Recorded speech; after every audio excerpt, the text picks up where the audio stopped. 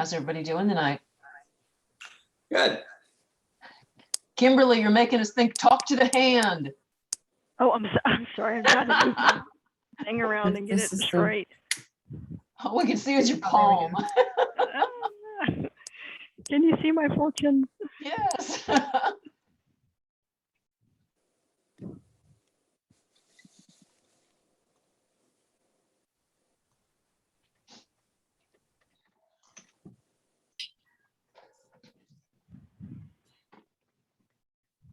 Can they hear you?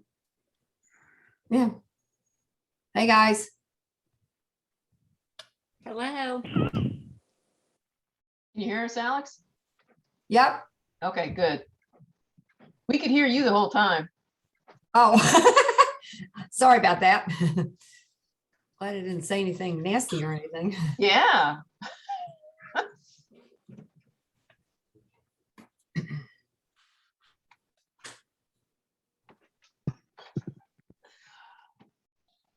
Everybody doing good? Yep. Hello. Hey, lady.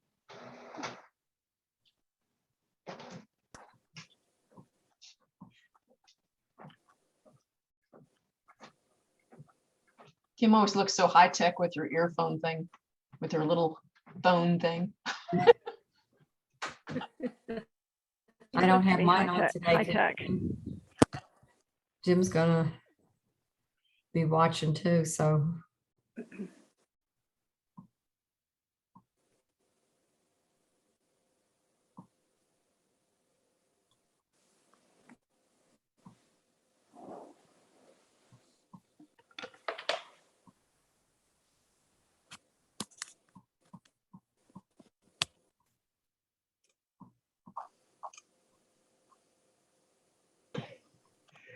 Give him a fistful.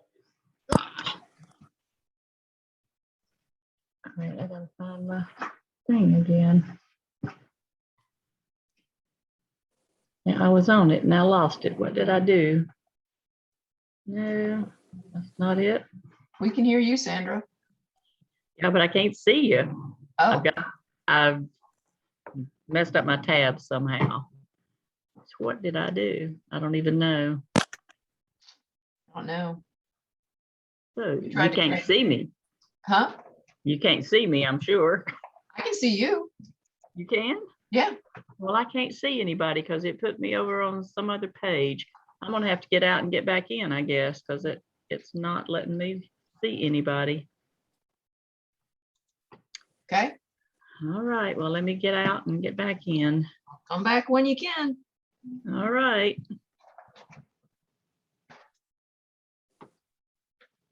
Ah, now I can see you. Oh, well, there you go. Well, that was Yeah. quick. Yes.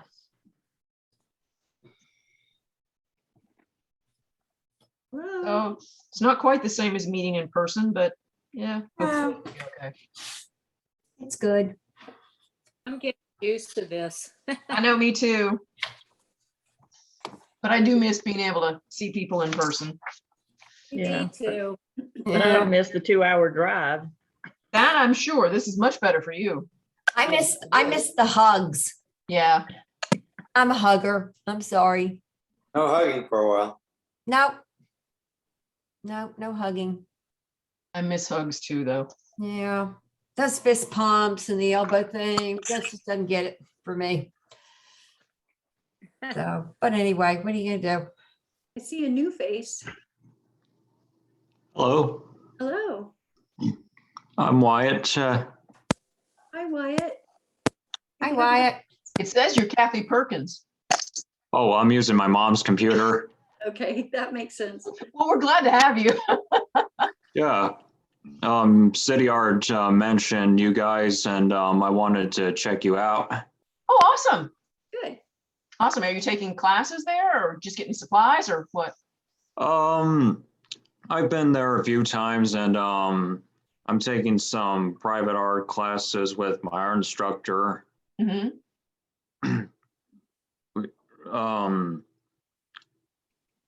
We work things out to where I'll come by a city, and we'll come by City Art and do some classes there every so often. Uh-huh. And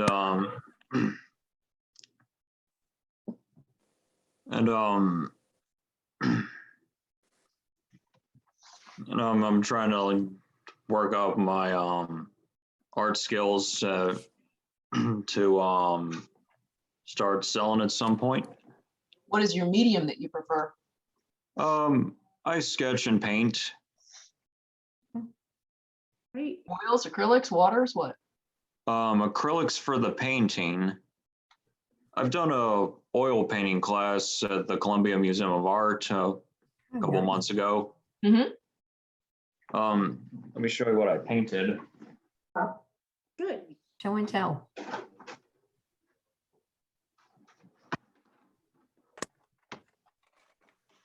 Oh, wow. Oh, wow. I recognize that face. I love it. I love it. Oh my gosh. Can't see it. Oh, One of my favorite rockers. yeah. My mom's a big old Aerosmith fan, and Oh, she God, I wanted me love to paint Aerosmith. Steven Tyler for her. That's Great, that's beautiful. what I the really like it. reference It's is. awesome. Yeah. I'm really happy with how it turned out. As I said, join with Wi-Fi. Well, we've got a big group of people that gets together every month, Wyatt, and so this is our first meeting of the year. We always take a break in the summertime. And we have Yeah. a presenter every month, and we interact and talk with each other and share things. And outside of the meetings, we do a lot of support for each other, for all of our other members and everything too. So it's a good group. We So just say doing a big that last part art again. project, so we do a bunch of different stuff. Oh, okay. You in school still? No, I'm out of school. Right now I'm just doing like part-time work and taking some private art classes. Okay. Awesome. Well, you should think about joining. If you enjoy the meeting, especially, you should think Yeah. about joining. Yeah. I've been to the KCR Guild too. Uh-huh. Good.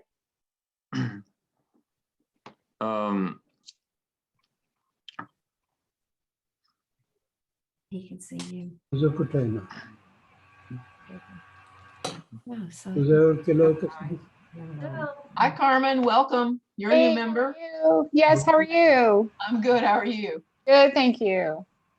Welcome to your first official meeting. Yes, I'm excited. Yeah. Yeah, I'm hot. Talking to. Oh, there she is. How are you? Hey. Good. Well, there's Debbie. You join with video. Feel more comfortable seeing older people. Is it up there now? Okay. We Hi, see Kay. you, Kay. Hi. Hi. Oh, hi. We got a bunch of people still working their way in. Good luck. I get it.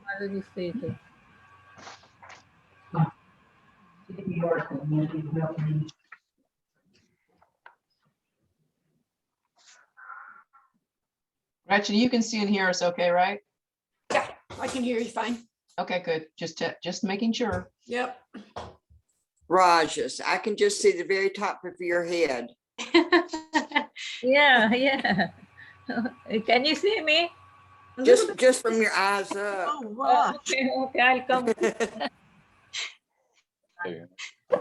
Now you can see me.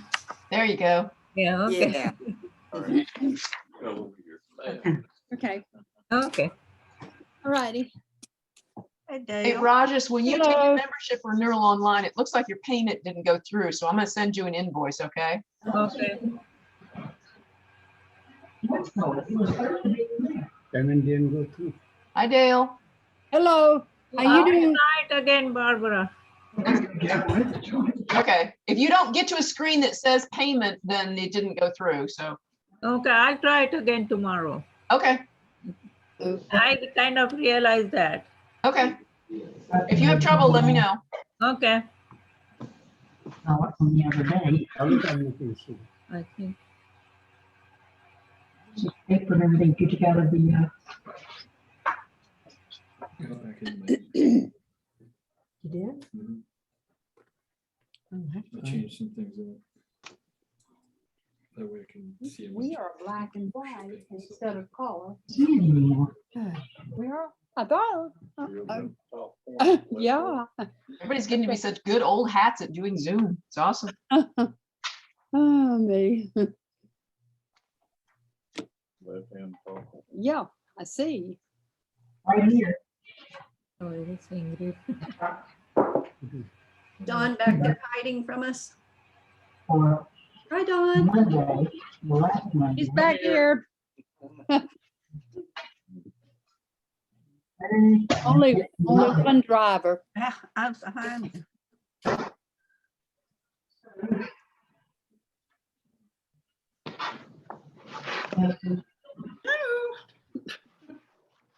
Hi, Maureen. Well, hello. Everybody's quiet.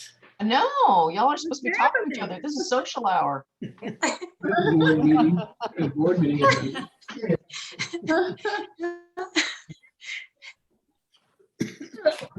Oh, bring me the gavel, please.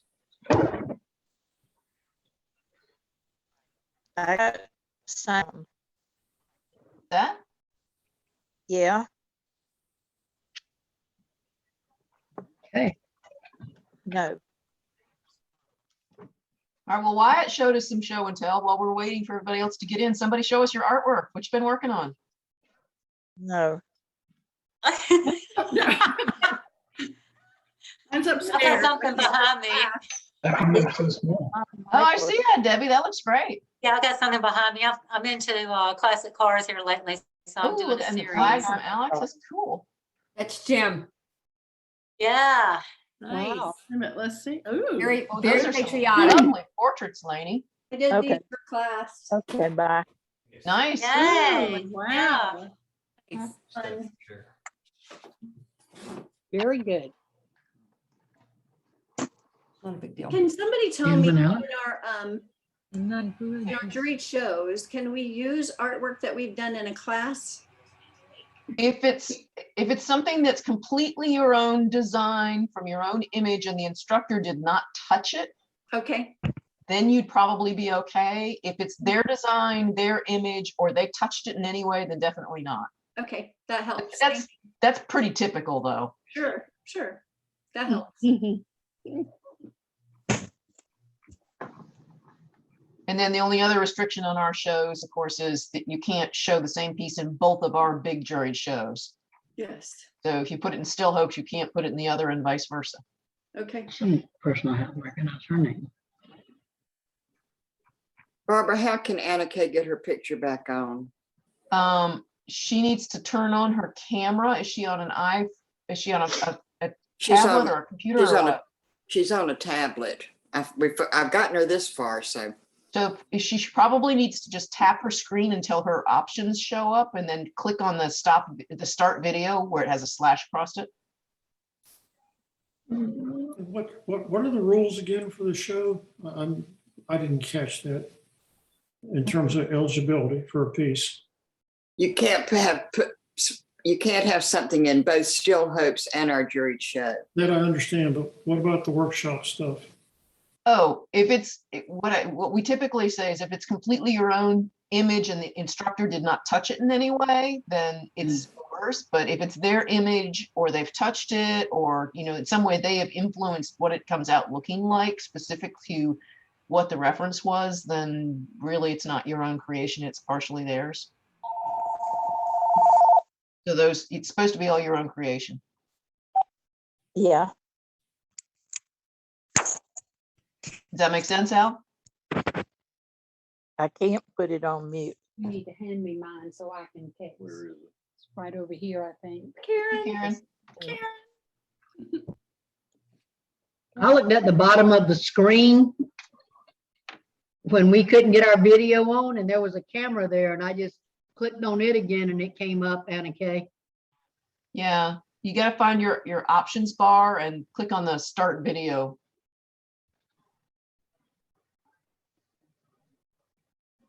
Look at No. the doggy baby. Sonya's baby. One that's been. Cute. Oh, Oh, you got Maddie. It's a sweet, sweet dog. Look at Sonia's puppy. Oh, look at that Yeah. baby. Nothing. We've seen that dog in some paintings before. Yes, we have. Yeah. Several paintings. Yes. Well, that Maddie's made it in several, but that's not her primary muse. No, I know her other museum. Nope. Look, Nope. look, JJ's in there. Hi, JJ JJ. just joined, yeah. Hey. Oh, Good job, Yeah. JJ. Hi, JJ. Hey. Oh. JJ. She's still connecting to audio. I'm not sure she can hear us yet. Leave Zoom. But she did connect, which is awesome. Yes, yay. Okay, all right. Okay, will do. All right. Very Oh, good. Kimberly, that's nice. It is beautiful. Very good. That's something I did last weekend. Nice. I love it. Wow. So cute. Thank you. While we're show and telling. Yeah. Yeah, man.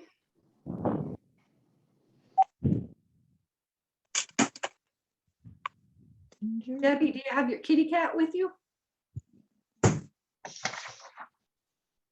She doesn't hear me. What? Do you have your cat? Oh, yeah, oh, yeah. Ginger. Hey, Ginger. So Yeah. pretty. There's Anna Kay. Okay, Ginger. There she is. Yeah. I did Yeah. it, I did it. I got the volume too loud. Ooh. We can see You might her. want to move that, JJ. I better not touch anything. You're doing Hey, great, I got JJ. it. I got in with the iPad. Oh, you did? Yay. Yay. Way to go, JJ. Woo! I did. Hey, I'm so glad you got in. Woohoo, look at this. It's raining here. What's it doing where you are? It's raining. Raining. Oh, Raining, right. yes. Started about an hour ago, I think. Yeah. Had a really big downpour earlier. Yeah, it was heavy for a while. Hey. Good morning, good morning. Hey. Sonia's coming on.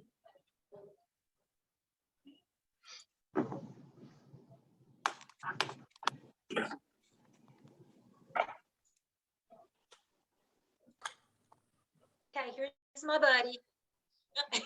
Oh, there it is. Yeah, there she is. Poor Oh, buddy. Cute.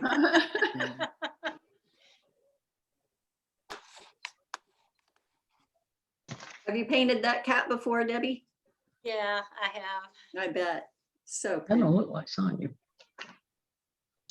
She's won some awards on that cat Oh, painting. Yes, I have.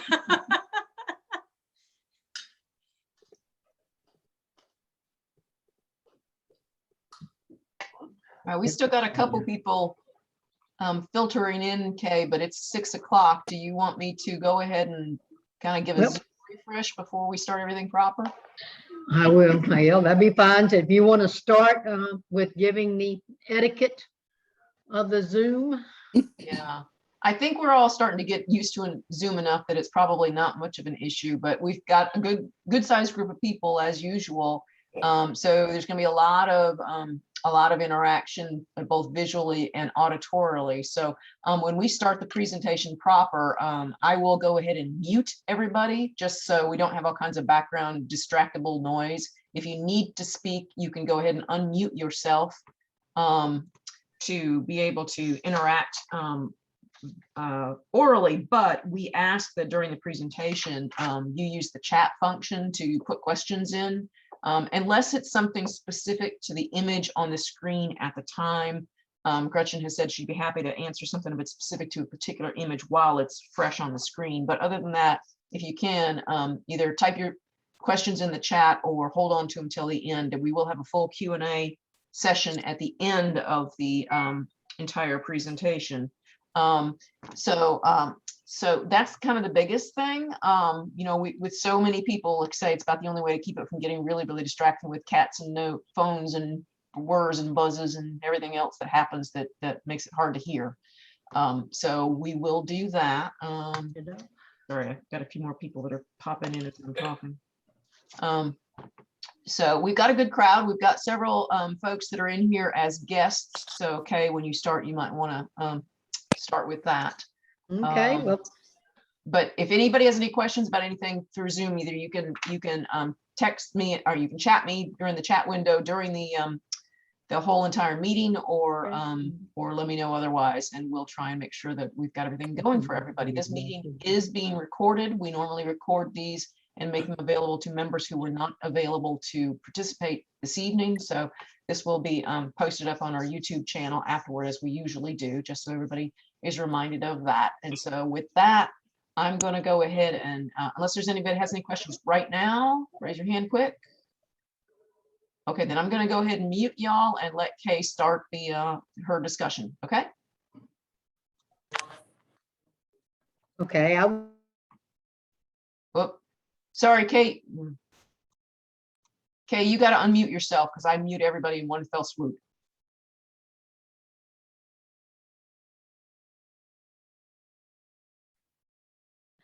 I'd like to welcome everybody to the first meeting of the 2021-2022 year for the Crooked Creek Art League. We're excited about all the great things we have planned this year, and we're going to briefly cover some of that to start with before we jump into our guest or our presenter tonight.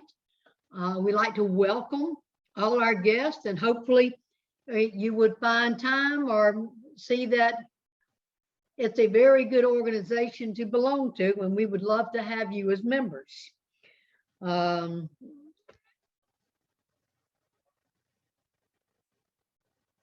need, Barbara, would you like to say something real quick about the community project that was just through, even though we've sent things out in our notes? Just a brief for those who don't get that. Okay.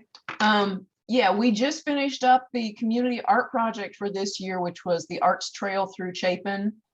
We had 24 different pieces of artwork that were generated as a part of the project that have been, they were placed around town initially for a scavenger hunt with business sponsors. And then on Labor Day, during the Chapin Labor Day Festival, we did People's Choice, and the winner of the People's Choice Award was Karen Larrabee. So congratulations, Karen. We also had a auction of the artwork. We had two things that we were trying to do. One, this project was a fundraiser to try and generate more revenue to put more community art projects together in the future and put more artwork out throughout town. A number of the people who were sponsors also purchased, so through the auction, they still retained those pieces, and they're still going to be installed all around town. 4 of them are going to be installed at the new Chapin Nature Trail, which was the kind of the heart of this particular project. So those are going to be installed all along the trail.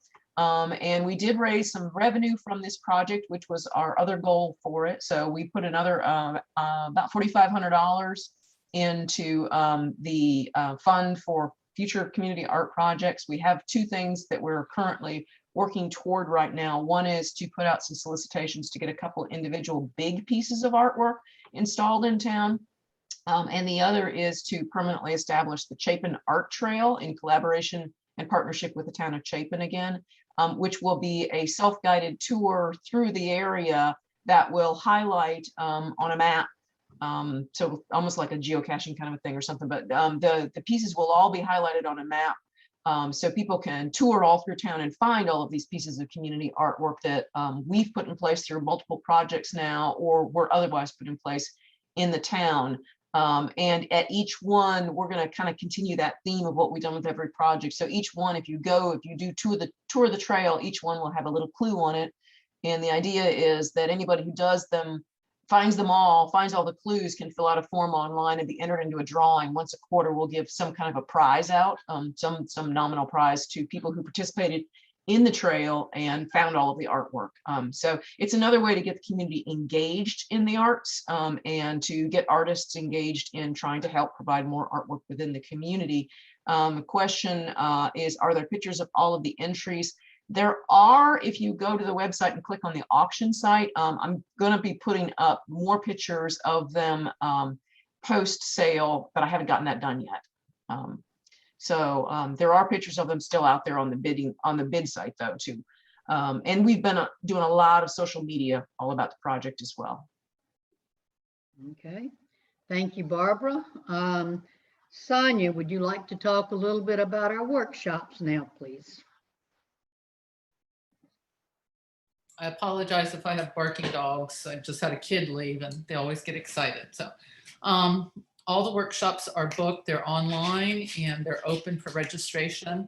The first one is Mosaic, which is mixed media and found objects with Angel Allen. She's an amazing potter as well as mosaic artist. And right now we have 5 people signed up for that workshop. And I know we don't have a lot of people in the league who necessarily do mosaics, but I think it's a great opportunity to do something different with a very interesting, motivated, inspiring teacher. And maybe even just get together with some of your fellow artists and do something different. That just sometimes doing something different will inspire your creativity. We have 5 people signed up right now, and I would like to at least have 10, and we need people to sign up. I need to know by the end of next week, by this coming Friday, because she needs to order the materials. So she's going to basically provide all the materials. You bring some things that you might want to incorporate, personal items from your home, porcelain, old watches, pieces of jewelry, different things. But these are some of her pieces. So that's definitely different than I've got a couple pieces that I'm showing behind you as you're talking to, Sonya. Yeah. So that's Angel Allen. And we actually, this fall, we've gone ahead and scheduled 3 workshops just because we had very few, if any, last year. So my intention was to have Nick McAndrews do watercolors, but he had to cancel. So he's going to be next season. Instead, we have Barbie Mathis is filling in. She's a local artist, teacher. She's doing Finding Your Style in Fluid Acrylics. We've had a couple people sign up for that. I think it's going to be very fun, very playful. It's a great opportunity for beginners or to just work in a different medium and once again, do something different, get outside what you normally may do. We have an amazing artist, Terry Norris, who's doing a dynamic approach to still life. And that is the first Friday, Saturday in November. I urge you to go look at the league's website and then go look at her website. She amazing, and she really loves beginners too. So that's going to be very much about oils and working with oil paints. She said acrylics can come, but her thing is oils. And then we have Russell Jewell coming back in February. He's been here doing watercolor. He's doing specifically a drawing workshop. So this appeals to everybody. This guy is amazing. He's a plein air master, wins competitions all the time, but he's very much a proponent of drawing. He draws beautifully, so, and a fantastic educator teacher. Larry Moore is coming in March. Larry Moore is a big guy from Charleston. He's doing Principles of Abstraction workshop. This is all medium. You can do anything. This workshop's the price tag's a little heftier because it is a 3-day workshop. First time we've done a 3-day, so it's Thursday, Friday, Saturday. And I urge anyone and everyone to sign up for that. Larry Moore is an amazing teacher, is very inspirational. He's written a book, Fishing with Elephants, about helping you get your own creativity jump started. After that, we have Helen Beecham coming to do a 2-day watercolor workshop. She's a watercolorist out of Charleston. And then finally, we're ending with Hillary Lambert, who's an amazing oil painter out of Charleston. And that will be our last workshop of the year. Next year, though, I'm working right now. I'm very excited. Debbie, Kelly, I think you'll be very excited. I'm getting Casey and Casey Klon to come to a 3-day workshop, March 2023. So if you don't know him, Google him. Klahn is his last name. He's phenomenal. Also have Lori Meyer coming back next year, and Mick McAndrews will be back next year. So that's it. Just urge you, if you are going to take some of these workshops, go out and go ahead and register. They're all out there and they're all open to the members. And I know some of them are going to book out. So Larry Moore, if you're interested in that, go register. So. And for those of you who are guests in tonight's meeting, two things. One, our workshop's always open first for members only. And two, if you are a member, you get a discount. So if you're interested, you might want to bear that in mind, because you can join as a member and then get those discounts and early registration. All right, thank you, Sonya. And you've done a wonderful job planning, so we're real excited about what we have ahead of us. Is Kay Stallings, Lisa Abergini, want to mention anything about the spring show? I have not seen either one of them in the call yet. Okay, then I'll we'll move on. I'll text them. Okay, well, no problem. The other thing is, we know Bobby is out of town. She's taken over doing the Still Hopes. The prospectus is online. I hope that you are looking and starting to select what you want to put into Still Hopes. And those of you who are planning, please look at the prospectus and let's get rolling on the Still Hopes. We do know that if everything continues to go as well as it has, we will have our reception on December the 11th, which is a Sunday afternoon or Saturday afternoon, Saturday or Sunday. I can't remember because it seems like there was confusion. It's Saturday afternoon. So we won't be in the traffic of everybody at 5 or 6 o'clock getting into downtown Columbia. So that will be behind us. Deborah Kelly, would you like to? I will say, just since neither one of them is here, that the prospectus for the juried show is already online, so you can go see it now. Entries won't open till February 1st, but the prospectus is already out there. Okay, and Deb, can I hold off on you just a minute and let me let Mary Collette, Marion, does she want to say anything about the? She is signed in. Mary, there you have to unmute yourself to speak. Yeah, I just did. I've heard from 2 people so far as the fundraisers goes. Just waiting. I sent an email to Donna Reed and she sent it out to everyone. So.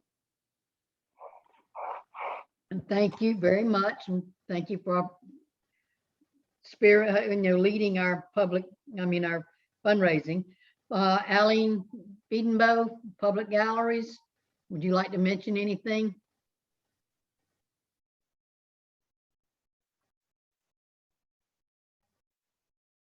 Alan, you got to unmute yourself.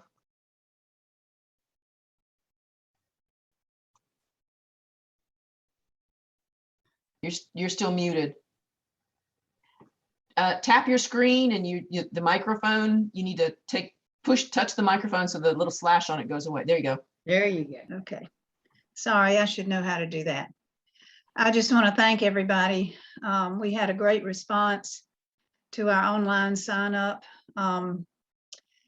And all of our venues have plenty of names signed up, and I will begin to assign those tomorrow afternoon.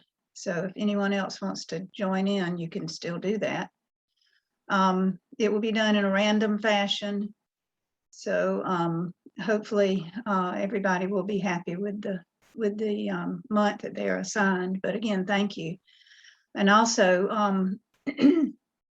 Anne Hightower Patterson White is displaying her paintings, her winning juried show painting, beginning tomorrow and then up till October's meeting.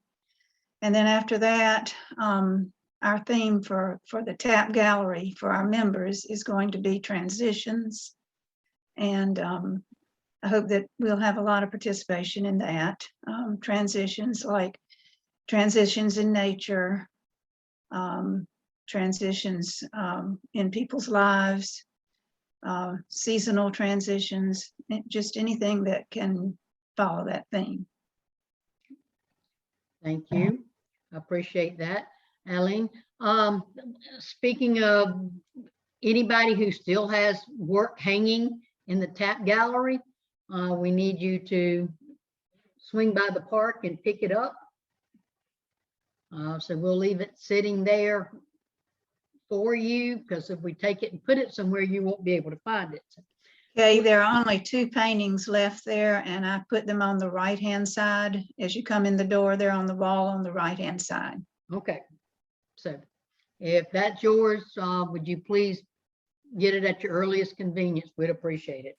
All right, I'm going to turn it over to Deb Kelly. And Wait, there's a question for Alan. The question is, when does the transitions theme art need to be dropped off to be hung? When do they need to bring it to install it? The Well, October meeting. Yeah, October meeting. Hopefully we will have one. If not, we'll be in touch with you about what to do. Okay. All right. Sorry, Ellen. I didn't mean to overstep you there. Okay, Deb, I'm turning it over to you. You can talk about, introduce your speaker and then talk about, or your presenter, and talk about the other presenters that you have.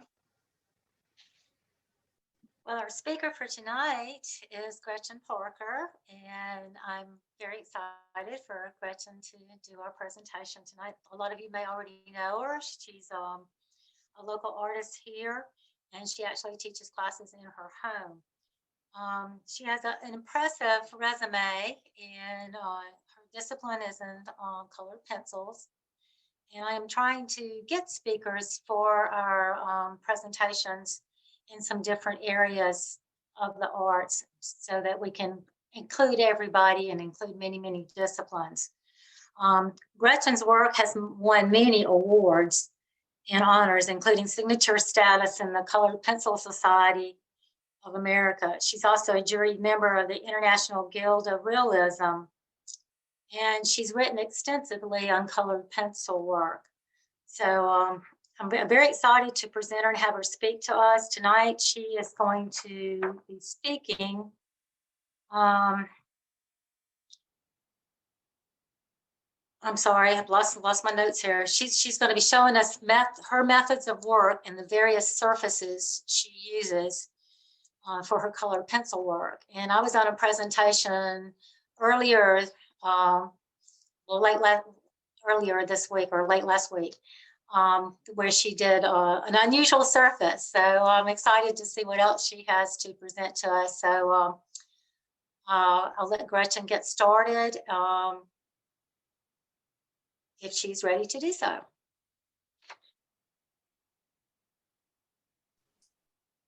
Okay, I'm unmuted. Thank you. Thank you for inviting me. Thank you, Gretchen. I'm really excited to be here. What I've done is I've put together a slideshow. It's kind of a retrospective of my work up until what I'm doing now.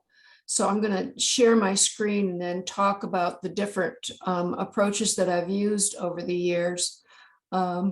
And feel free to ask questions, unmute yourself and ask questions as I go, if you would like to know more information about a particular painting. So now I need to find my screen. There you go. We're seeing that. Okay, got it. Okay, so for years, I worked in graphite on plate finish Bristol. And before that, I've drawn all my life. You know, probably the greatest majority of us here have drawn all their lives. And as a kid, my go-to subject was swans. Some of you may know my daughter, Rachel Parker Varner, who's watercolorist from Columbia. Her go-to subject was horses when she was little. And we actually went and visited a house that we used to live in, that they were the people that were living there. Well, when they invited us to come over, we found a drawing that she had done on the living room floor when she was 7 years old. We got a big kick out of it, and it was in graphite too. This is these are my parents. The photo reference came from the last visit they made to South Carolina. They were well into their 80s here. I did a lot of graphite before I got into colored pencil. We lived in California. We've had 2 lives in South Carolina, and in between those 2 lives, we were in California for 9 years. And I had myriad children on my caseload. I'm a retired pediatric occupational therapist. I'm sorry, my throat's giving me fits here. I just got over COVID. And as a goodbye gift, after 9 years of working with these children, I did a portrait of each one of the children. And there were well over 100 portraits. And I gave them all to their parents when I left.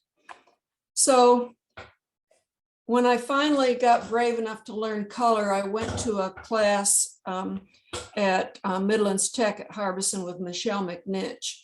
And I had this gorgeous drawing, and she literally had to force my hand to the paper to add color to this. And so I worked for a long time in pastel. That class was a pastel class, and this is just one of the portraits that I did. But I have fibromyalgia, so odors really bother me, and I didn't like the dust of it. So one day on my way home What? from Time for a diaper change. What happened? No, she pooped. Oh. She's stinky. Well, come on back up. Are we okay? One day on my way home from work, I was working, then it was Prisma, it wasn't Prisma Health, it was Palmetto Health. And some of you may remember Phoenix Graphics, I think it was on Assembly Street. I stopped in there and found a book on colored pencil and never looked back. And this is one of the families that I worked with. The little girl sitting on the lap of the girl in the red dress was my client. The 2 little girls in white were twins. And I did this as a parting gift to the parents. And it's also my first colored pencil portrait, or one of my very early colored pencil portraits. And the dog was kind of interesting. He was half wolf, and every time I came to the house, he'd howl at me. It was kind of eerie. And this is when I started to branch out a little bit. These are my great niece and nephews. The leaves and their clothing is all done in watercolor. And Michelle McNitch challenged me. She said that I couldn't combine watercolor and colored pencil. And so fearless as I am, I took her up on the challenge. And so this is the portrait that I ended up with. And I couldn't figure out which was the top and which was the bottom. So I signed it by each of the children on each corner and told their parents that they could turn the portrait whichever direction they wanted. So the one that was the naughtiest had to be upside down. This is another watercolor color pencil combination. When I saw those azaleas, I thought, oh my gosh, I'll never, ever be able to do this. And then I thought about it a little bit and decided to do wet in wet. Thanks to my daughter, Rachel, she has taught me a little bit about watercolor. And so I did what she calls cauliflower blooms, wet and wet, and then just picked out the shapes of the watercolor blooms and added pencil detail. This is a really early portrait.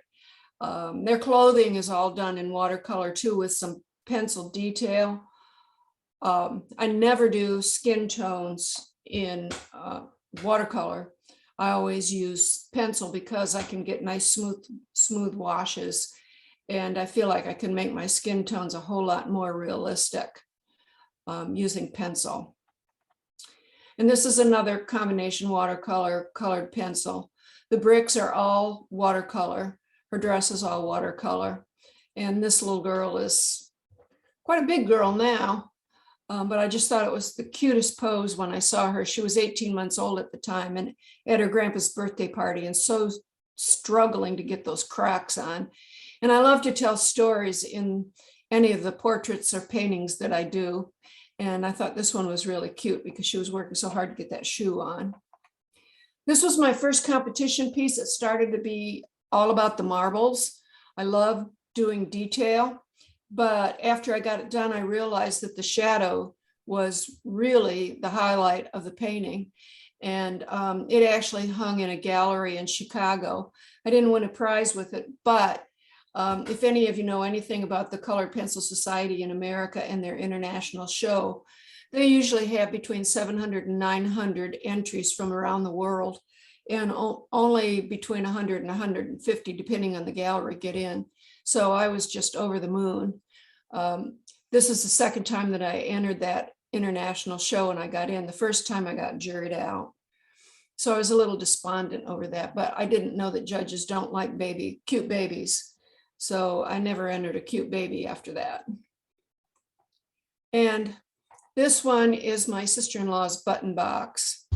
I just had to draw these antique buttons. It's on Stonehenge Rising. Stonehenge Rising is a printer's paper. It's fairly heavy and just takes an absolute beating.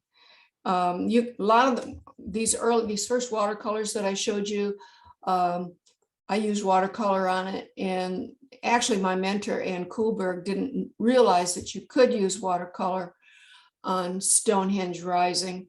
And because I didn't know that, I did it anyway, and it worked out really well, and it doesn't buckle at all. I didn't even have to tape it down. This one's all pencil, and I just love all these antique buttons. This one was another one that was juried into the international show and actually won an award of excellence. The reason I chose this subject is I wanted to see if I could render cellophane. And the lifesaver in this particular painting was my electric eraser and my eraser shield. That's how I got the white into the cellophane and in the Coke bottles in the back.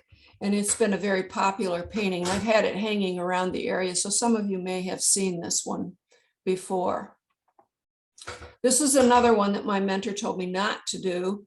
She said I was crazy if I tried it. It's large, it's about 29 inches wide, and it is a curiosity shop in Chinatown in San Francisco. And if you look really close, this is me over here. And if you look really close, standing on the desk is the reflection of my husband taking the reference photo for me. And the trucks are actually reflections of trucks parked across the street. This one was juried into the International Explore This with the Colored Pencil Society.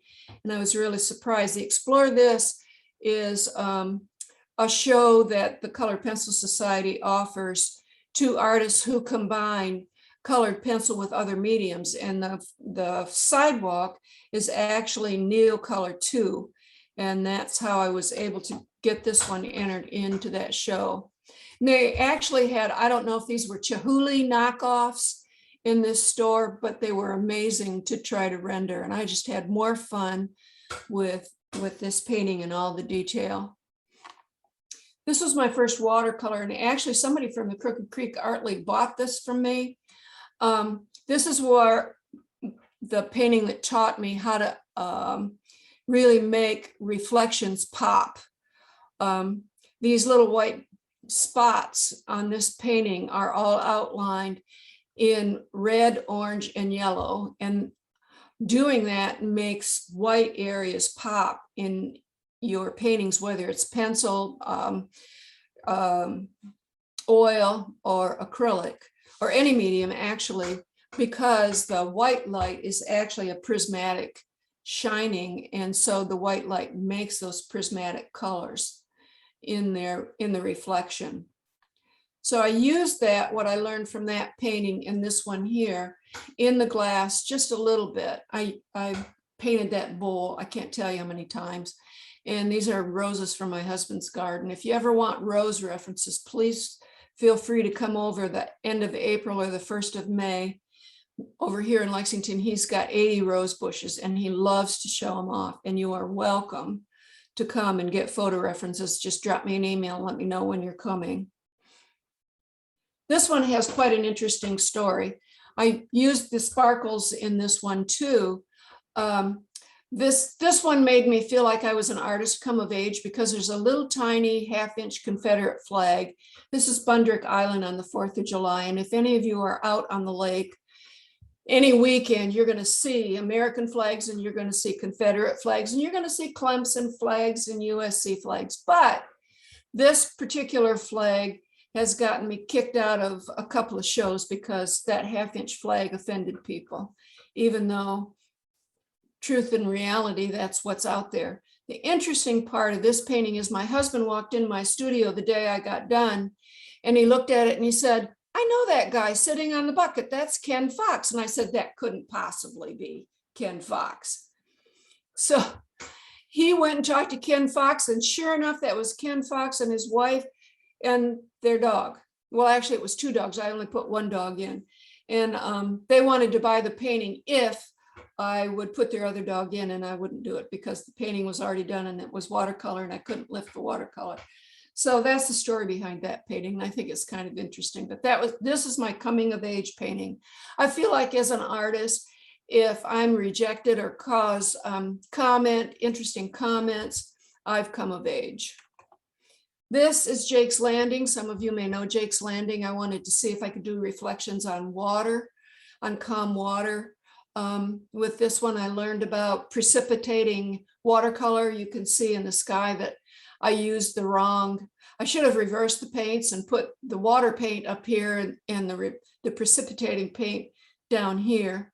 Archie Trawick owns Jake's Landing, and he had helped me with a huge project at church with this tractor. We were building a playground and he brought his tractor over and helped me with it. So I did this painting for Archie, and it actually, a print of it hangs in this building right here. This, I almost got into trouble with this. I used to know the lady that lived in this house. Her name was Ethel Wingard.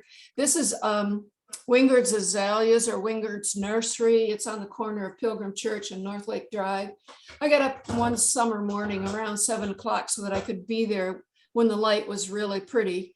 And I was taking all kinds of pictures, and the owner, one of the owners, his name is Wally Steinhauser, came walking up. He's a big guy, and I'm not very big, and he looked like he was gonna kick me out. And I said, it's really okay. I'm just getting photo references. I want to do a painting of your nursery.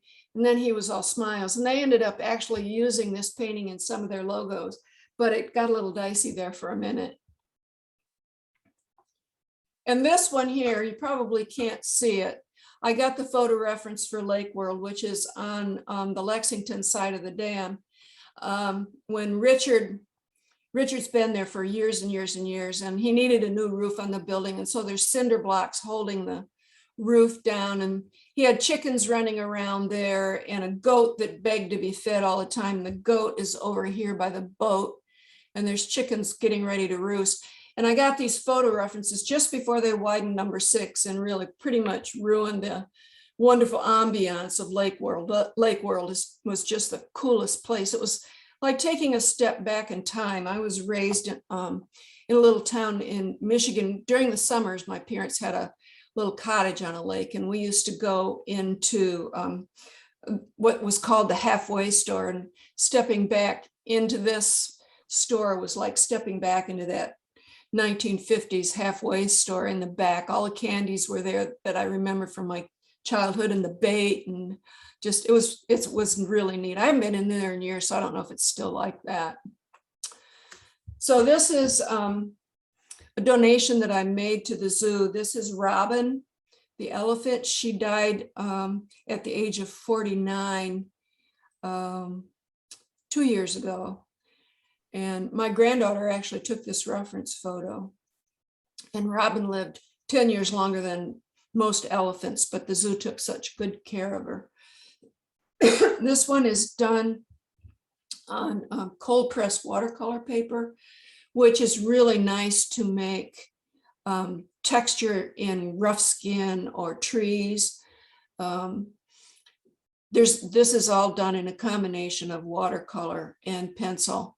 And just following the texture of the paper, I was able to render Robin's skin in the background really quite easily.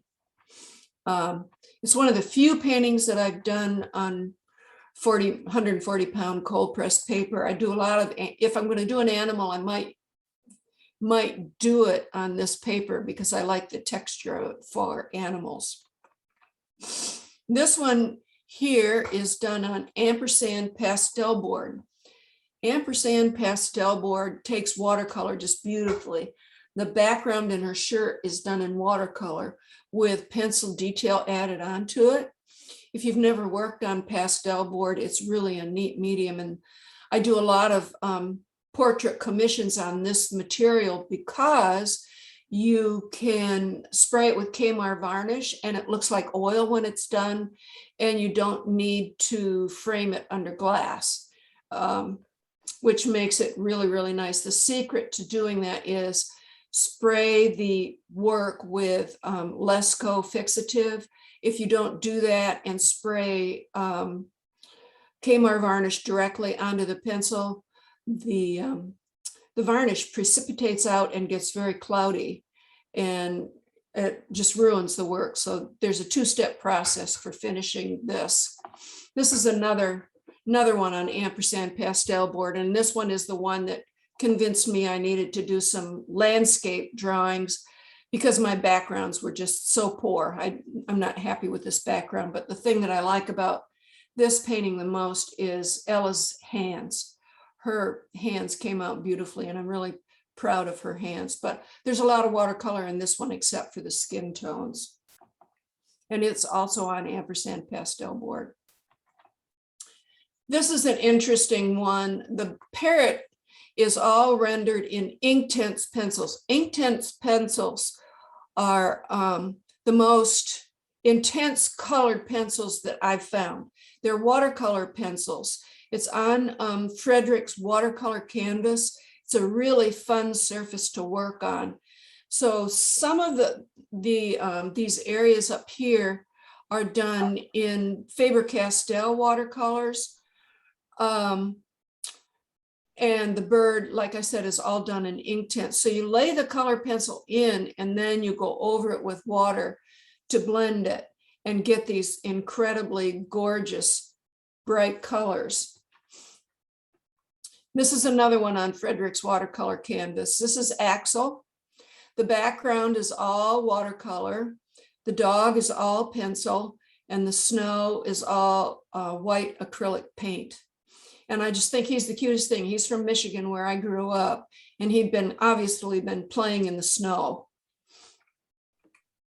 This is a lesson that I wrote for Ann Kuhlberg. It's available on her site. It's done on black Stonehenge paper. These were roses that I picked on January 1st from my husband's rose garden. The vase is leaded crystal, and I just found it really fascinating to render this crystal on black paper. I've taught this lesson several times, and it's all about, to get crystal to look like this, it's all about just juxtaposing your lightest values, in this case, many of these areas, white next to the black paper.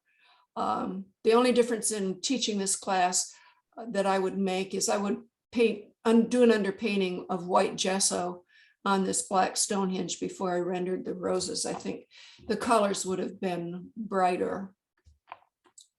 This dog is one that I said for years I wanted to paint, and one day I was at a meeting at church with her owner, and she said to me, "Gretchen, we've got to hurry. She's got heart failure and she's going to die." And I always carried a camera back then with me, so I took Kay home and got photo references of Dixie. And the background is actually a sanded paper. It's called Color Fix. Color Fix is a very fine paper. UArt makes sanded papers too. They come in different grits.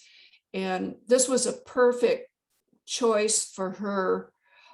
She's a Weimaraner, and of course the liver color really shines through beautifully in this particular picture. I really like working on sanded paper. This paper, you fix it, but you have to put it under glass. It's not like working on pastel board.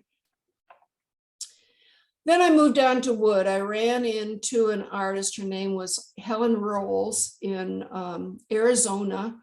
She's an art instructor. I believe it's Arizona State. She works she does a lot of really bold paintings of indigenous art there. And her husband is a contractor, and so she has all kinds of leftover birch plywood. And I happen to have a bunch of leftover birch plywood. When you cut it and you paint on it, it's called birch panel. And like the pastel board, you can fix this with Lesco fixative and Kmart varnish, and it looks just like oil when you get it finished. I did not treat the plywood before I did this rose from my husband's garden. So here's another one with a really funny story. This one was done on wood, and Arlene Sternberg is an amazing artist, colored pencil artist out of New York. And I posted this very proudly on Facebook, and Arlene came on and she said, "Gretchen, your wood grain goes the wrong way. You drew it the wrong way." And I wrote back to her and I said, "Arlene, that is the wood, and I couldn't change the grain because that's the actual wood." And I've taught this lesson several times, and I've done several cruises with Ann Kuhlberg, and this is one of the lessons that I taught. But I thought that was really funny that she picked up on that wood grain. So taking that lesson from Arlene, I did another one on wood and changed the direction and tried an experiment. I used Color Fix clear primer on the wood, and we had breakfast with our daughter Rachel at Cracker Barrel, and our waitress recognized both of us as artists. And so this is how my breakfast came out. And she did it on purpose because she knew that Rachel and I were artists. And so I took a picture of it, decided I was going to draw it. And then after I got done with it, I realized I really needed to do a second picture of what breakfast looked like when I got done with it. So we had to go back the next week to Cracker Barrel to get another reference photo. And I didn't get the little sugar bowl either. I had to get that reference photo too. So this is done on birch plywood. I decided after I did the Color Fix primer that I didn't like working on the primer on wood. I prefer to work on raw wood. This is one, it's kind of out of place, but there's a story behind it. My husband almost took my camera away from me because he was afraid some of these people were going to come and get me. We were on a cruise, and I probably took 200 pictures of these people. I was sitting across the pool from them, and I think each little vignette tells a story about what's going on here. And this is another one that got kicked out of a show. I never found out why. I don't know if it was the title. I titled it Meat Market. I don't know if it's because this lady over here was being rather suggestive.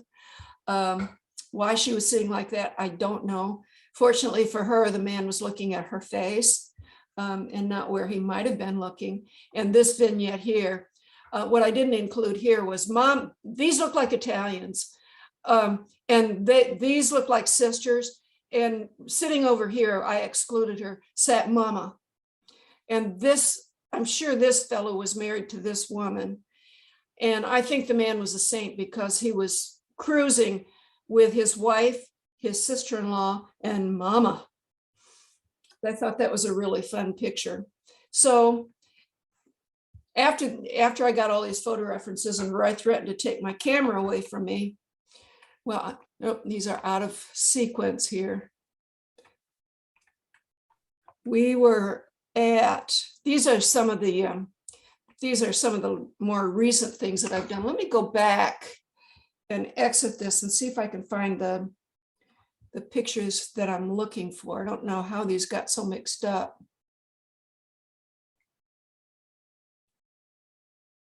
Here, this one here. So a few months later, we were in the Atlanta airport and Roy poked me and he said, "There's your next painting." And this is on drafting film.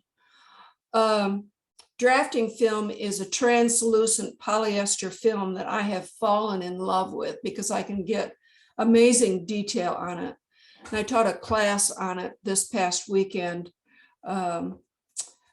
that just giving tips and tricks on it, because the wonderful part of it is it's erasable. You can draw on both sides of the film. And like I said, you can get just some wonderful detail on it. This is one of a series. This is the first in a series of what I call eye candy on film. This was my drink glass held over one of Roy's roses. Around 5 o'clock in the afternoon, I stuck my camera down in the glass and got these reference photos. This is another one. This one's 22 by 18. I took one of my leaded crystal bowls and set it on a stool on my kitchen counter so that the light from my pendant lights over the kitchen sink shine through the bowls. And I got this photo reference. And I since have done this one in, recreated this one in my drafting film book that I wrote. This is another eye candy one that has really fine detail. Ended up in a place called Morro Bay in California. And the woman that saw it had bought some of my daughter's paintings and wanted one of mine too. Again, the detail is amazing. This part right here, when you work on film, you can actually see through it. So very often I don't put a background in, I just mount it on gray paper, and it just makes for a really pretty effect. Let's see if I've got any more here. This one is the remains of a pier on a beach in Santa Barbara, California. I used frottage to get the texture on the stones. I have a bunch of river rock in my garden. Frottage is what we used to do in school when we took a crayon outside and grabbed a leaf and put the leaf under the paper and scribbled over it. Or we experimented with different textures on the sidewalk or on a tree. I put the frottage on the back and then added detail on the front for the rocks. And it's amazing how quickly the detail can be built up using frottage on this film. Now we're getting into my COVID projects. You know, when you're an artist and you're sitting in isolation and you can't be around other people, you don't really notice that you're in isolation, because what do you do if you're an artist? You spend your time alone drawing. So this guy had just moved here, let's see, in 2020 from, well, actually 2019, with his family from either Rhode Island or Massachusetts. I was standing in line and noticed his hands. I was in line at Walmart at the pharmacy, and I noticed his hands, and I thought, oh man, I would love to get a picture of his hands and draw those rings. It's just so very cool. And I hesitated for about 5 minutes. And with that, his wife walked up with this baby. And they started talking back and forth, and he was just very polite to her, and she had a little girl with her. And I thought, man, if he's a family man, maybe he won't mind if I ask him if I can have a picture of his hands. So I said to him, I handed him my business card, and I said, I do portraits, and I'd love for you to take a look at my site. And could I please get a picture of your hands? And he was just delighted. As the story unfolds, my daughter saw the picture of his hands, and I told her about the baby, and she said, wouldn't it be amazing if you could get a picture of him holding the baby? The baby's name is Axel Presley. He's a big Elvis Presley fan, and this ring down here says TCB, which was Elvis's motto, taking care of business. Now I was a little bit put off by all this other stuff that was going on. But I found out later that they go to a kind of an avant-garde church here in Lexington, and all of his tattoos are based on Romans 13:4. It turns out that he's a retired police officer, and in chapter 13, verse 4 is, for he is the minister of God to thee for good. But if thou do not do that which is evil, be afraid. For he beareth not the sword in vain, for he is the minister of God, a revenger to execute wrath upon him that doeth evil. And his tattoos have the pictures of the Capitol building burning, just the thin blue line, American flag, and down here is a scar from back surgery. His dream was to be a police officer, and he was giving out a ticket, and a car came along and hit him and broke his back, and he had to have back surgery. And then he and his wife were going to start a business based on Romans 13:4, but it kind of fell through up in the Northeast for some reason. He's never explained it to me. But anyway, after I did the first portrait, he sent me this reference photo. If any of you live in Lexington, you may have seen him at Walmart. He wears a flat-billed leather hat and a big plaid poncho, and has a big, long red beard. And he is just the sweetest guy and the most ethical person I have ever met in my life. He has taught me so many wonderful things, but he was my first COVID project. This was my second COVID project. It's on film. The tablecloth is all frottage. The ceramic pieces are pieces that my daughter and I have collected over the years. This one here was one my grandmother gave me when I was 10 years old, when I had scarlet fever and was bedbound for 6 weeks.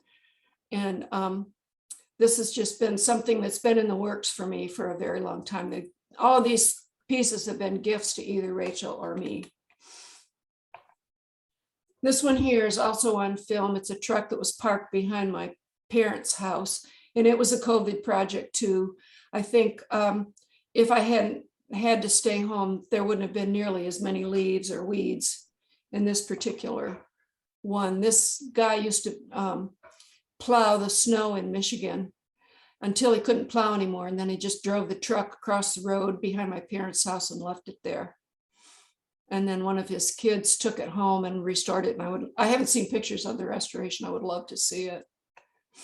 This is another one that got juried into the Explore This CPSA show. This grid is actually a glass building in downtown Grand Rapids. And I drew the grid on the back of the film, and then the sky is all pan pastel. The building is drawn on the front. This is McKay Tower in Grand Rapids.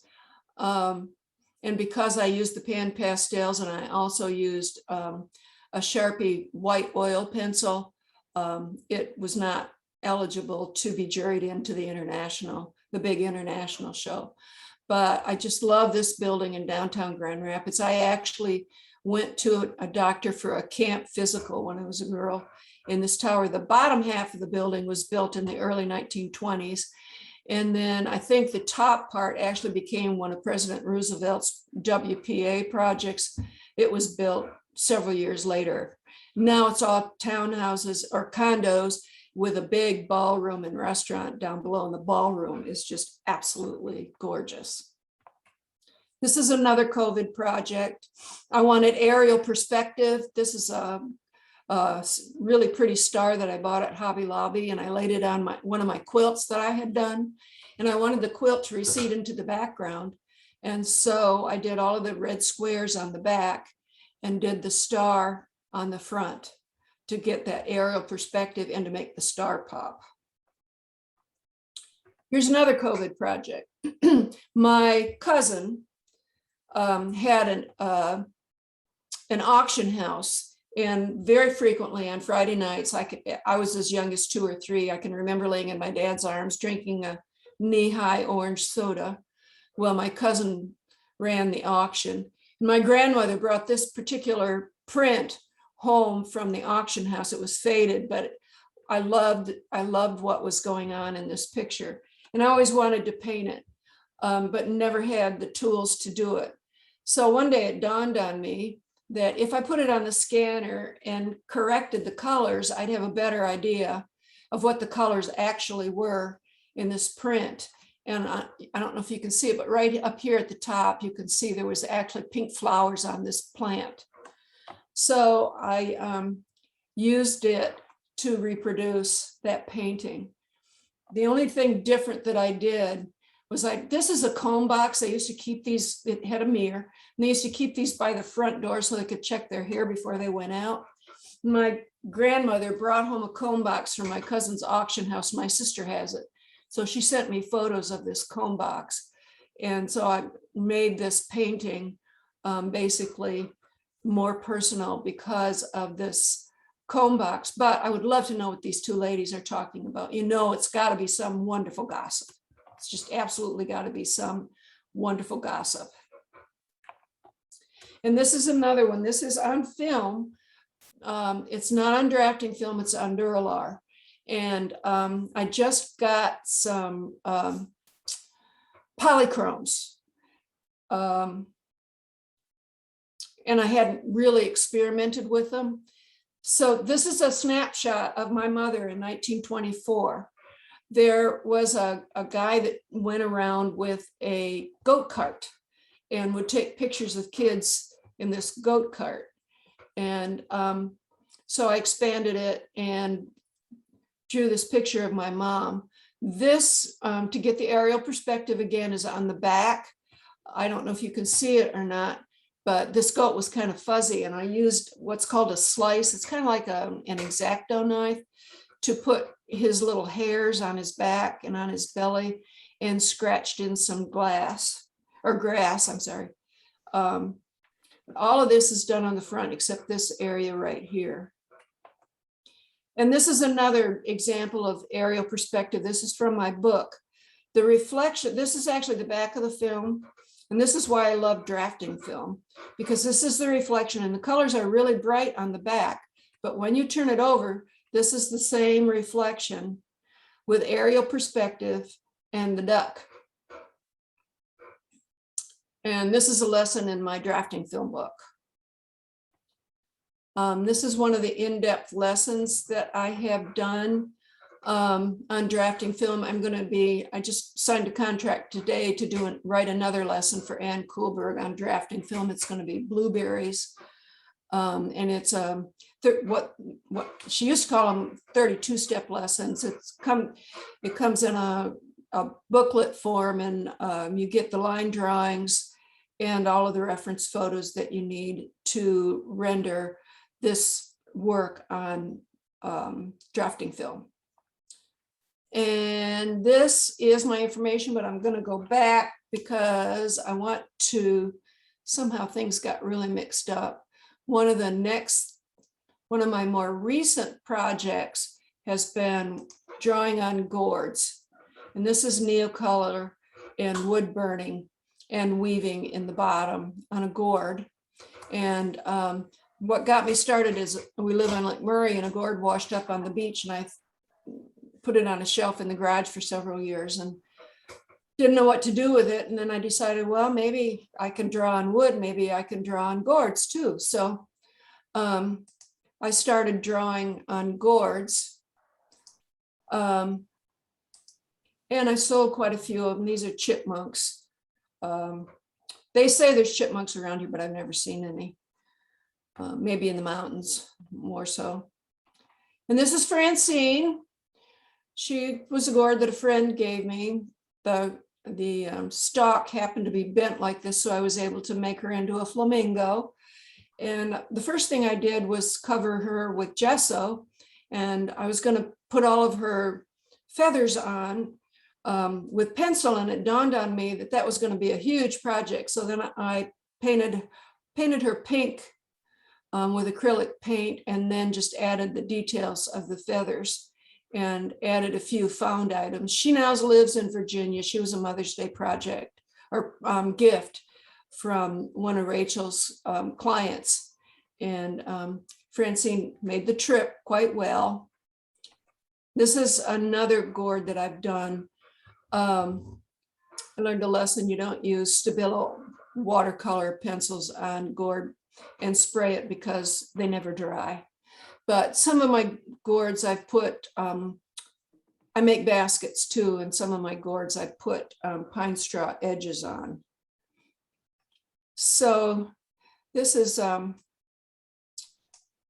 what I wanted to show you. This is, if you want to join my open studio, I teach the first Friday of most months.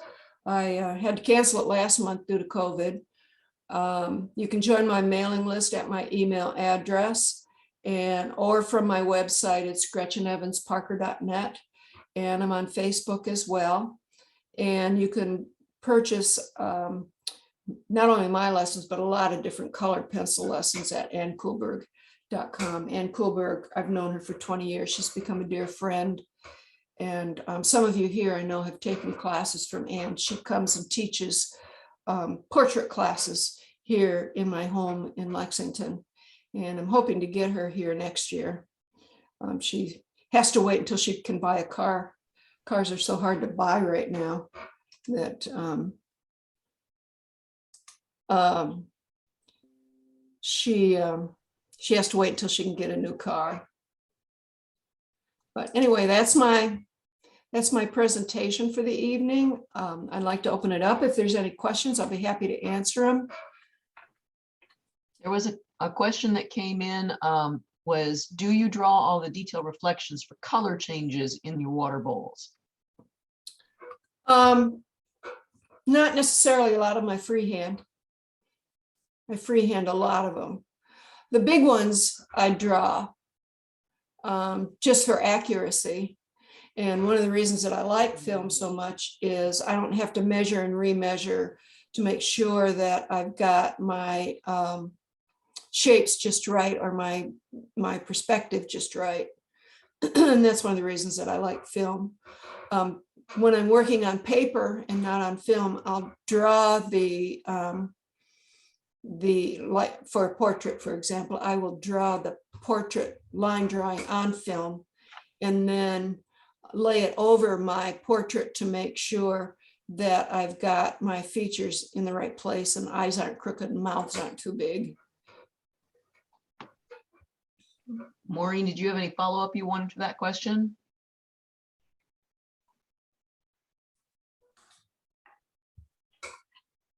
No, I'm amazed. Okay. It's fantastic. Thank you. You have lots of kudos coming through the chat window. Another question that came in is, could you please go over the two-step finishing process for watercolor on ampersand pastel board? Yes, it's Lesco. Let me write it down so that you can see it, and I'll hold it up to the camera. Lesco is the first wash. And then it's French.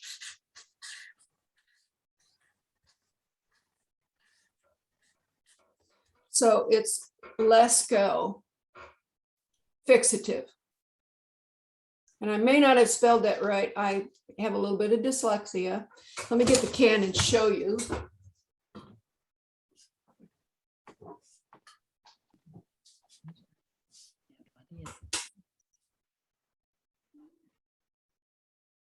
This is the fixative. And the reason that this one is so good is it doesn't change the colors. And then it's finished with Kmart varnish by Krylon is what I use.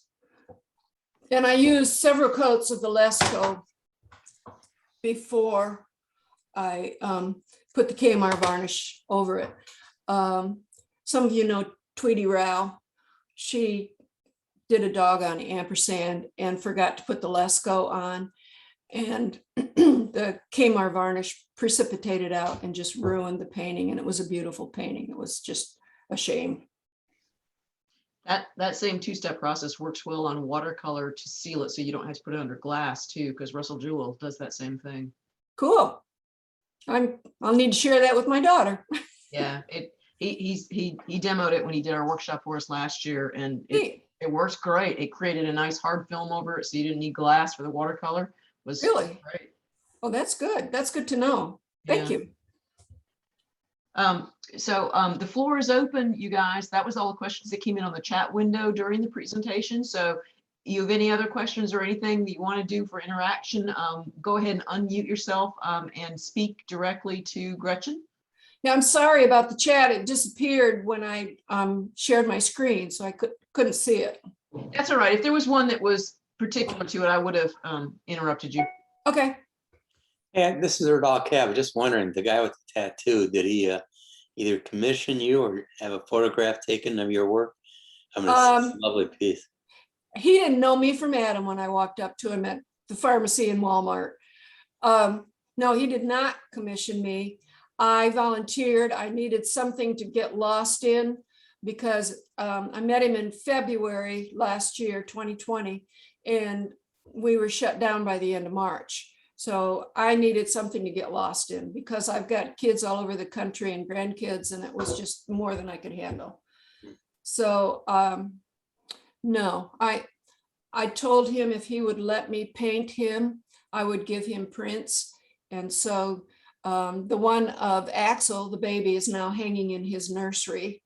And I don't know what he did with the one of his back. But I'm going to use those in competition. Actually, they're going to hang in the state fair this year. You had another question come in. Is Prismacolor watercolor pencils a good starting place if you've never used or bought any colored pencils? What would you recommend for a beginner? I started out with Prismacolor Premier. They are not watercolor pencils. You can use a solvent with them to melt the pigment into your paper. I don't use a solvent on film, but I do when I work on paper or pastel board. My watercolor pencils are Faber-Castell watercolor pencils. I really like them. The colors don't necessarily match the Prismacolor Premier. I believe Prismacolor has watercolor pencils, but I've never looked into it because I've got many, many sets of pencils. If my husband knew how much money I had in pencils, he'd probably choke. I don't tell him. Carmen, did you have any follow-up to that you'd like to ask her? You'll have to unmute yourself if you do. Oh, sorry. That's all right. I think that's good. Gretchen, I've never used, I have some, I don't even know where I got them. Worked in oil, I've worked in watercolor. So if I wanted to start adding pencils, would you suggest the Faber-Castell would be a good starting point, is what you're saying? I like them. I like them a lot. Okay. Yeah. The thing with working with colored pencils is you work in washes, just like you do with watercolor or any paint medium, to build up the color that the rich color and to get those color gradations. It's not one layer.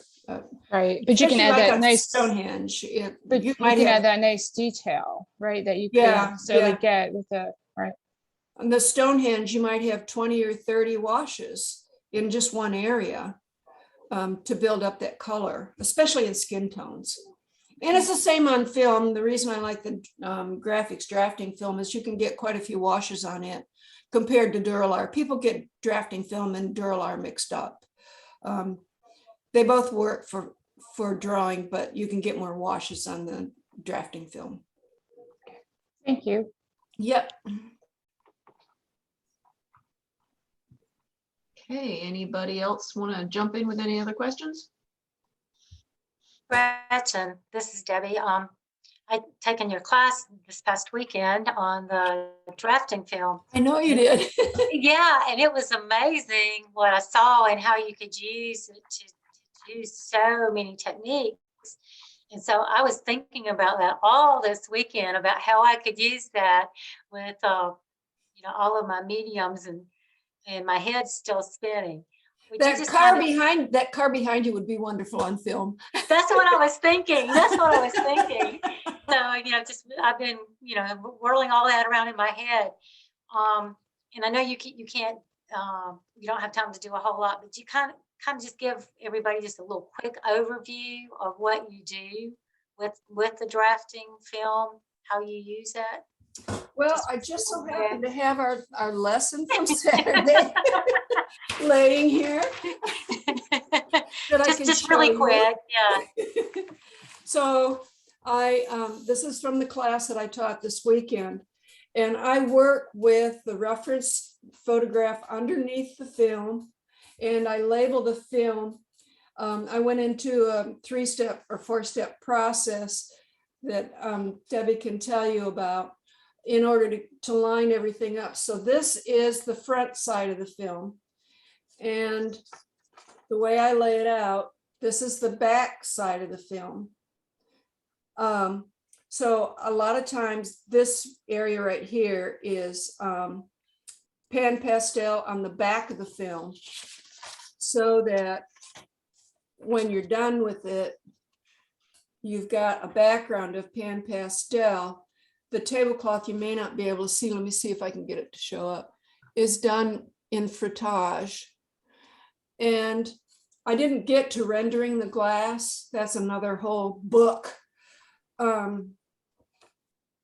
that I happen to have written. And you work in layers to build the color, just like you would if you were doing watercolor or an oil or an acrylic.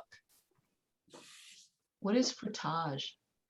Frottage is like taking a rubbing from a tombstone or laying a leaf under a piece of paper. It's just a fancy art word for frottage. You know, we've got to keep up our standards here. There you go. So it's basically a rubbing. Okay. Yeah, Gretchen does a class on that if anybody's interested. It's just, it will really make you start thinking about different ways to do things. It's a really great class. Yeah, there's amazing ways to speed up your work that I need that. I do too, especially pencil, because pencil's very slow. If any of you, well, Ellen has come to some of my classes. She knows how slow it can go. And I still like Stonehenge, so mine's really slow. Yeah, very slow, but there's ways to speed it up even on Stonehenge. And I know you learned a lot when Ann was here. I'm hoping to bring her back next year. But I'd love to see you come to class again. I miss you. I miss you too. I have gotten into watercolor more now. That's right. You told me that. Yeah. That's great. It's good to expand your horizons. Did I hear you say that you could paint in watercolor on that drafting film? No. No? No, Okay. you did not. Some of it rolled around in my head, so I just kind of wanted to see. No, wood, you can do it. You can do it on wood. There's actually a way that you can do it on glass. You could do it if you wanted to use watercolor. I suppose you could put some gesso on it. But it's there's so many surfaces that you can work on, and I haven't explored them all yet. Got it. Thank you. Yep. All right, anybody got any other questions?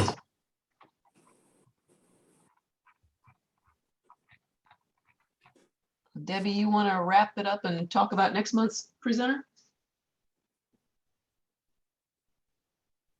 Yes, next month's presenter is Sonya Diimmler. She is an award-winning photographer on national level. I actually met her through the National Association of Women Artists, and her information is on our website as well. But she will be talking about her photography, her inspiration, her sources, and some of the techniques she uses in her photography. So I think she will have a great presentation for us. I've heard her speak before, and her work is absolutely amazing. I thought it was interesting in the description you gave where she's going to talk more about the compositional things, so it applies to painters as well. Yes, yes. She wants to well, in her photography, that's one of her major considerations and one of her teaching points. And this will apply to all of us. She talks about putting a composition together and how everything fits, and you'll see that in her photos. And I think that will benefit us all as artists as well, and put in some thoughts into how we compose our pieces. And thank you again, Gretchen Parker, for said, that was an amazing presentation. Thank you so much for having me. I always love talking to Crooked Creek Art League. Everyone take care. Thank you, Gretchen. Thank you. Thank you. Thank you. Thank you. Debbie, if I could get you to do the drawings for today for door prizes. I've got that. She has a bunch that she's already purchased, but since we're not in person, we're going to go back to doing the $10 Amazon card for today. And hopefully in October, we'll be back in person. Yes, we hope so. And so I would encourage you to come in October because I have some amazing door prizes that I got. There's some sources I have, some really good stuff. So you better be here in October. All right. How many did we draw? 3? Is that right? Yeah. Yeah, that's what I thought. Okay, let's see. All right. Is Brady on? No. Nope. Okay. No Brady tonight. All right, I have to go through my box here.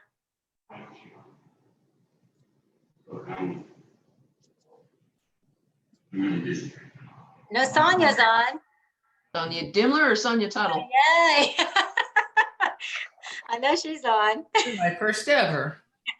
Is that your first ever? First door prize.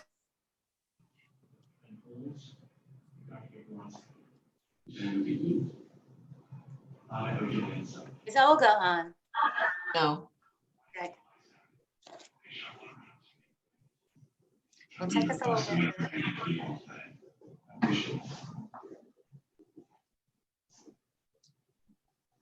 Bobby's not on, I don't think, right? No, Bobby's in London. Well, she doesn't get the door prize then. No. Ain't been done. Dawn Faber. Dawn is not on, sorry. All right, next one is Mary Collette. Mary is. There he is. All right. Probably need one more. Yep. Hey, Mary Collette, you were just a winner. Dwayne Johnson. Thank you. Dwayne Johnson is not on. Mm-mm.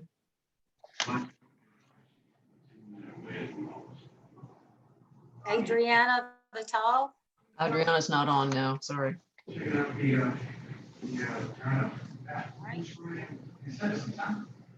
Erdal. Erdal's on. Erdal's on. Hey, okay, there's our 3 winners. All I need is your email addresses. Thank you, and Debbie, for handling that. Is there any comments before we adjourn this meeting? I know Kay Stallings joined us. Kay, did you have anything you need to say about the juried show?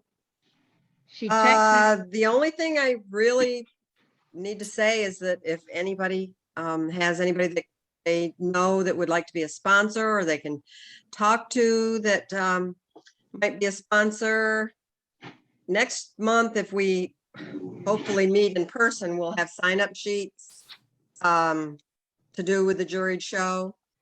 But right now, we're just trying to get sponsors involved.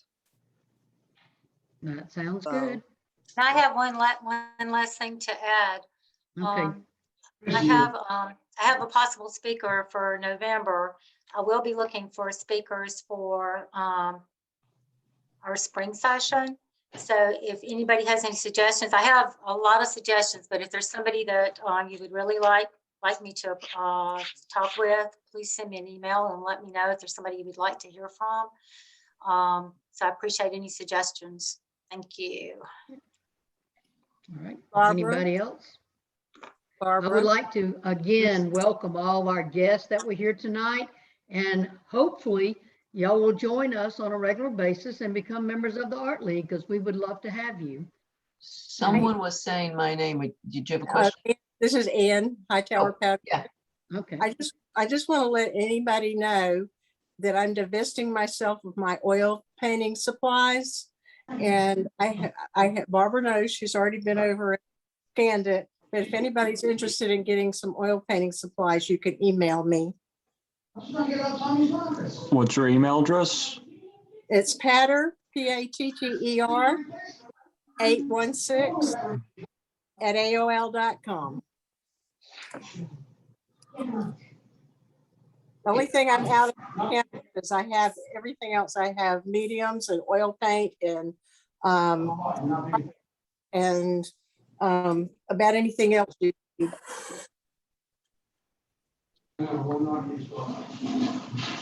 you get that? Does she need to repeat that email? Yes. Patter, Patter, 816 at AOL.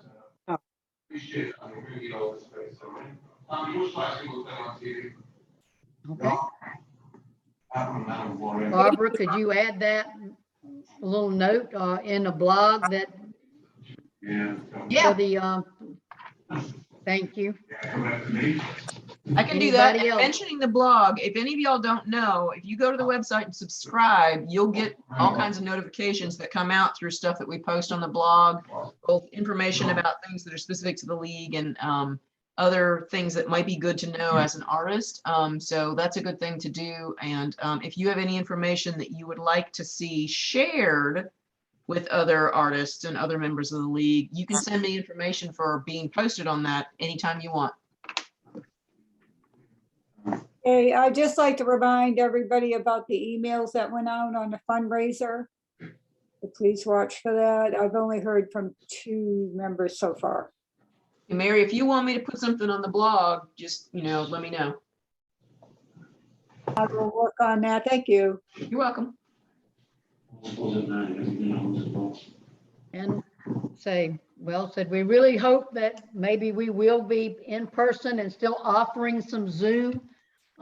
We've been working on with Jim and Alex and Brian to be able to do Zoom when we're live too, for those who do not feel comfortable coming into the public setting yet. So just know we're trying to take care of everybody, and we have everybody's best interest and health at, at stake here, and we're doing our best to try to work through it. I appreciate your efforts on that, Kay. Any other questions? Okay, well, y'all have a great evening. It was great seeing everybody, and we'll look forward to the October meeting. Thank you. Thank you. Everybody, take care.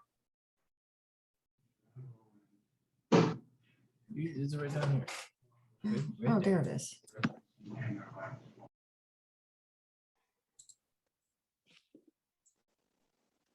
Hi, Kay. Hey, I am sorry I was so late. All right, it So late. happens. But it's recorded, right? So I can Yes. watch the whole thing. Okay, Yep. I was sitting there thinking, and then I couldn't get my sound to work. It'll So, all be out there on the YouTube channel as soon as I get it processed. okay, great. Well, it's good seeing your faces anyway, for a minute. Yeah, no. Sorry. All right. Okay. Bye, Talk guys. to ya. Bye. Okay, bye. Stay safe. Bye-bye. Bye.